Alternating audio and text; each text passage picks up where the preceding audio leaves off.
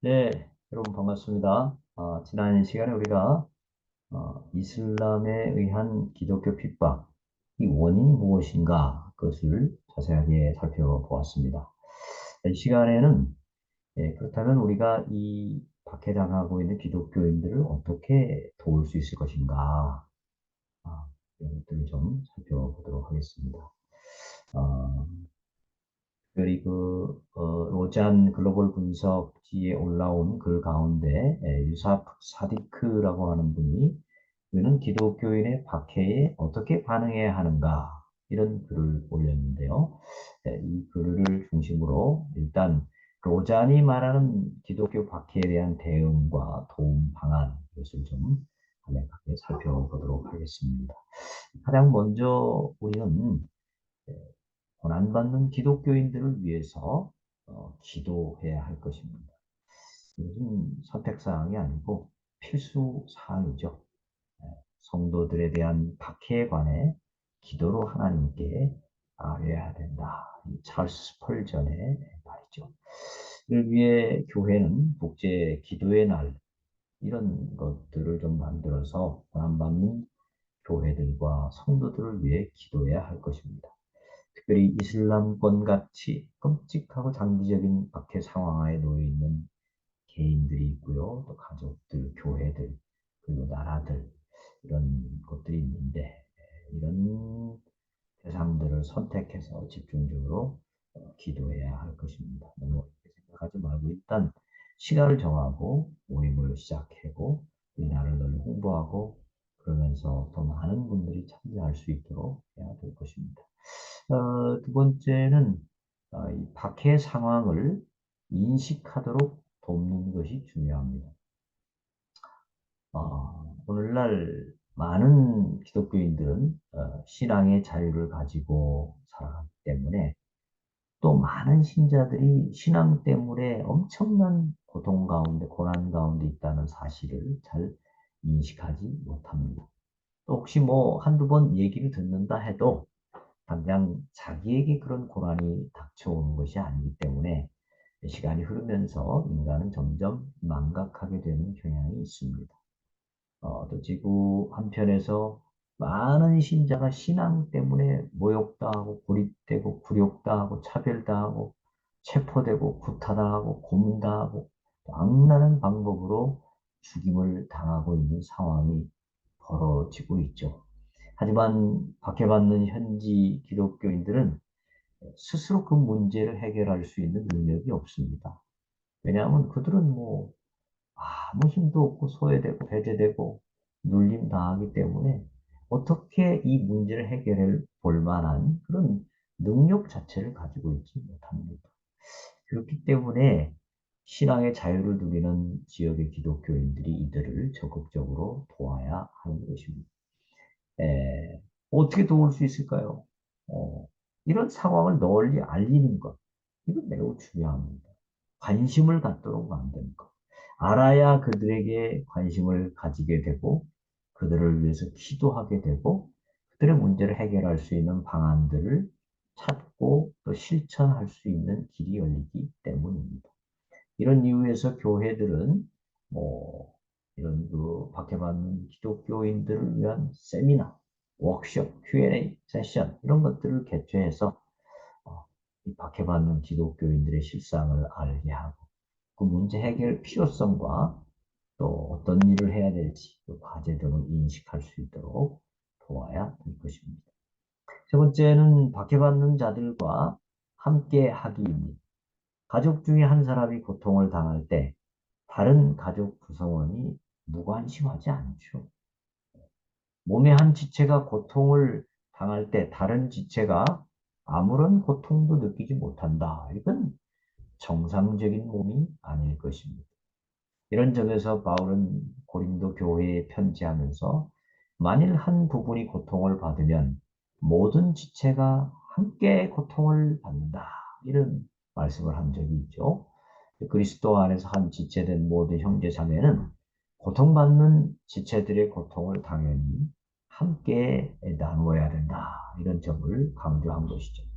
이것은 지역교회에서만 적용되는 사항이 아니고요. 전 지구적으로 모든 교회에 적용되어야 할 것입니다.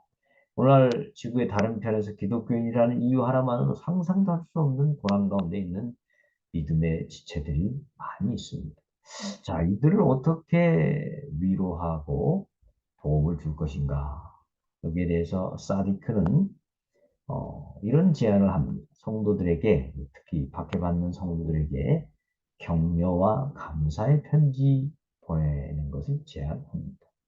이 편지 속에서 그들을 위해 기도하겠다는 약속을 표현하고 또 그들의 믿음이 자유지역의 성도들에게 영적으로 얼마나 큰 도전과 귀감이 되는지 이런 것들을 표현할 수 있을 것입니다. 이런 편지를 보내서 저들이 낙심하고 지치지 아니하고 새롭게 용기와 또 희망을 가질 수 있도록 돕는 것. 이 우리 기독교 성도들의 중요한 역할이 될 것입니다.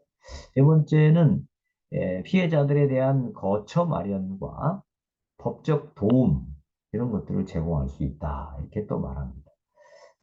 이슬람 지역의 기독교인들은 이런 그 극단주의자들 공격으로 때로 자기들이 살고 있는 집이 소실되거나 또 마을 전체가 완전히 그냥 파손되고 뭐 없어지고 이런 경우가 많이 있습니다.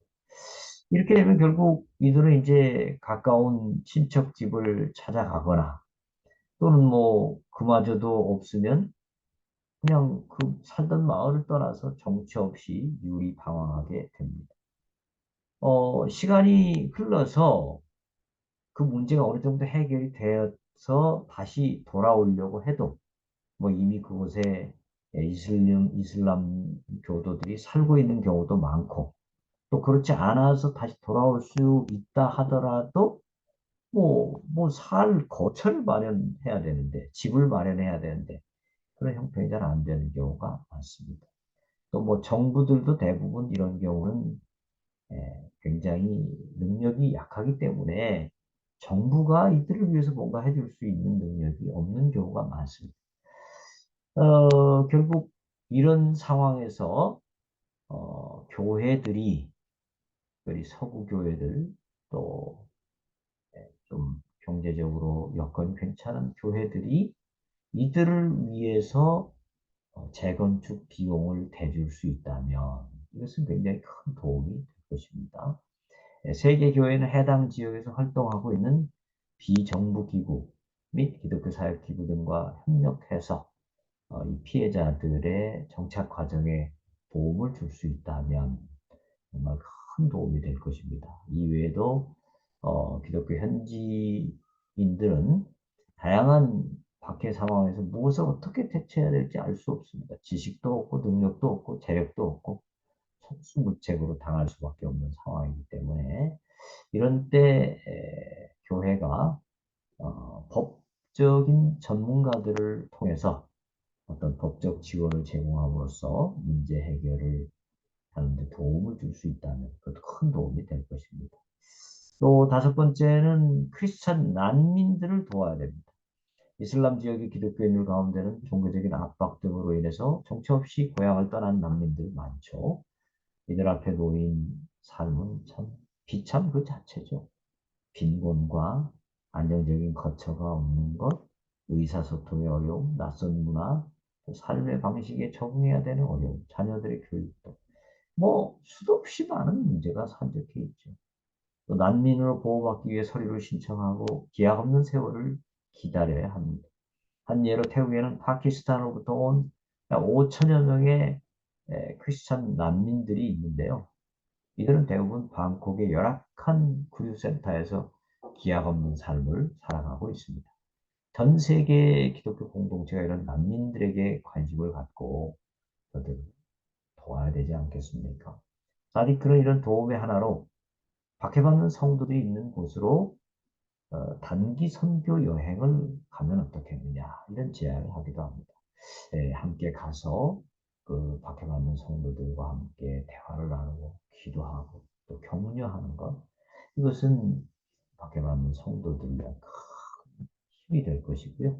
또 동시에 그 현장에 간 성도들도 많은 도전과 또 어떤 자신이 얼마나 복된 삶을 살고 있는지, 그러면서도 감사할 줄 모르는 삶을 살고 있는지, 이런 것들을 깨닫게 되고 우리의 신앙이 다시 한번 새로워지는 계기가 될 것입니다. 여섯 번째는 기독교 상담 및 종교 간 대화죠. 박해관 기독교인들 지금 뭐 심리적으로 정서적으로 엄청 큰 스트레스를 받고 있고 또 큰 불안감이 있기 때문에 엄청 정신적으로 힘든 상황에 있습니다. 특별히 자살 공격 테러를 통해서 가족이나 지인들을 잃었을 때 그 고통은 말할 수 없이 크죠. 그리고 그 고통이 너무 크기 때문에 그 외상 후 스트레스, 지속적으로 괴로움을 주고 이것이 결국 이제 정신적인 문제로까지 발전될 수 있겠죠. 그렇기 때문에 이들을 위해서 도움을 줘야 되는데 대부분 뭐 이런 어려운 곳에 이런 어려운 사람들을 위한 어떤 상담 프로그램이나 상담가가 또 있기가 어렵습니다. 그렇기 때문에 교회들은 상담가들을 보내서 정기적으로 보내서 이들을 위해서 도움을 줄 수 있는 대책을 마련해 보는 것이 매우 필요할 것이고 또 필요하면 또 현지 자체에서 시간이 좀 걸리겠습니다만은 현지 상담가 그룹을 양성하는 것도 큰 장기적인 도움이 될 것이라고 봅니다. 아울러 사디크는 기독교인들을 핍박하는 자들과 대화를 제안합니다.